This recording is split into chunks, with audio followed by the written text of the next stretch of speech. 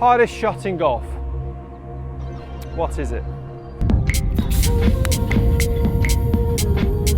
Welcome down to Carter's Golf. Thank you very much for joining me. If you're new to the channel, please do hit that subscribe button. Lots of content being filmed for you at the moment over here in Dubai. I'm currently based at Jumeirah Golf Estates as a teaching professional. So all my experience from my coaching is going into these videos. Hardest shot in golf.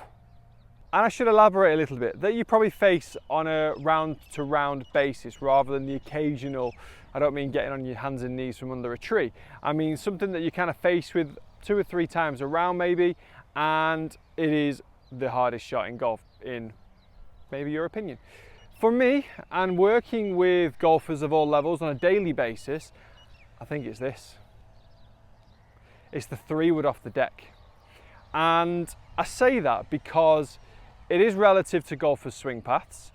Golfers that swing it from the inside generally get a little bit more, find it a bit more difficult. Golfers that swing it from the outside don't struggle so much with the strike because they're crunching down on the ball, but they do struggle with the distance. So it is very much relative.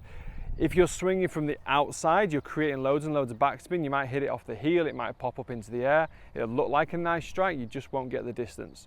Golfers that swing too much from the inside can find that they catch it a little bit thin, or they catch the ground first.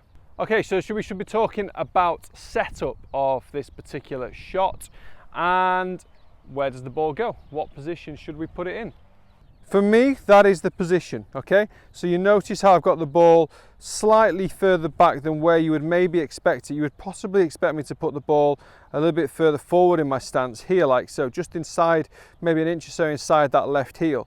Not as far forward as where you'd maybe see the driver, not where you'd kind of have that conventional kind of 3-wood off the tee, but a little bit further back again, maybe even somewhere where you'd put your 5-iron. And that is because we want to be able to strike the ball. We're trying to hit down on the ball, okay?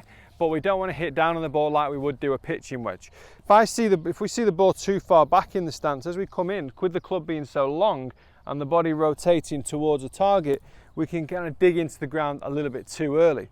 Likewise, if we get the ball positioned kind of where you would put the, inverted commas, standard 3-wood, it'd be a bit further forward in your stance. I kind of feel that the arc's kind of starting to come upwards as it starts to get to the ball. If we start to come upwards as we get to the ball, we're going to hit it very low in the club face, causing a really high spinny shot, but the most common one would be the low thin shot. Also, with the ball being too far forward in the stance and it's kind of really playing with the bottom of the swing arc a little bit too much, is that we can hit the ground before the ball. And that's something we obviously do not want to be doing. So the reason why I think this is the hardest shot in golf that you're going to face on a day-to-day basis whilst out on the golf course for most amateurs is that the strike is key. Now, my recommendation to everyone that I teach, really within reason, is just don't play it. It's not worth it. Most golfers have got a handicap. Most golfers have got a handicap on a par 5 like this hole. Do you need to hit this on the green in 2? And also ask yourself the question, would a tour pro get it on in 2 from this situation? What are the tour pro stats for 220, 30, 40 yard second shots onto greens? They're not going to be so high. So the strategical side of this playing of this hole needs to be kind of looked at. I would personally say, well, particularly for this hole anyway, that we've got bunkers down by the green, we've got a bunker left, we've got a bunker right. Grab yourself a 7 or an 8-iron, hit it down there, and then hit a wedge or a 56 degree onto the green. And that's the easiest way of you making par, particularly if you've got a shot. But I think tour pros that are coming here in this situation are going to go and try and attack birdie because they don't mind going in the greenside bunker. They're not overawed by a 12-foot bunker, 12-foot deep bunker to get it up and down with a bit of spin. So knowing your capabilities, and I don't mean that in a negative way, I mean that in a very strategical way, and make sure we get the setup correct. So as you've just seen, the ball position is going to be slightly further back than normal. I'm going to be hitting this ball right at the bottom of my arc, so I do get a bit of compression, but without too much turf, and just going to trust it. Like so. Oh, I've nailed that.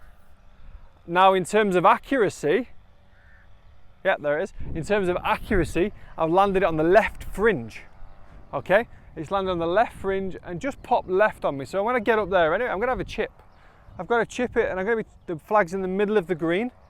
So I'm going to be chipping it halfway across the green. So it's going to be it's a 20-yard chip still to come. It's a great shot. I've pulled it off nicely.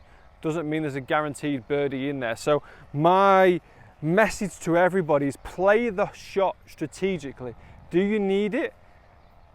What are the pros and cons of the shot? And if you want to go for it, I'm right behind you. Go for it, but set up correctly. Set up so you can best strike the ball. Okay guys, thank you very much for watching. I hope you've enjoyed this tip. If you are new to the channel, please do just click that subscribe button just there. And there's lots more content to come, so please join me very soon.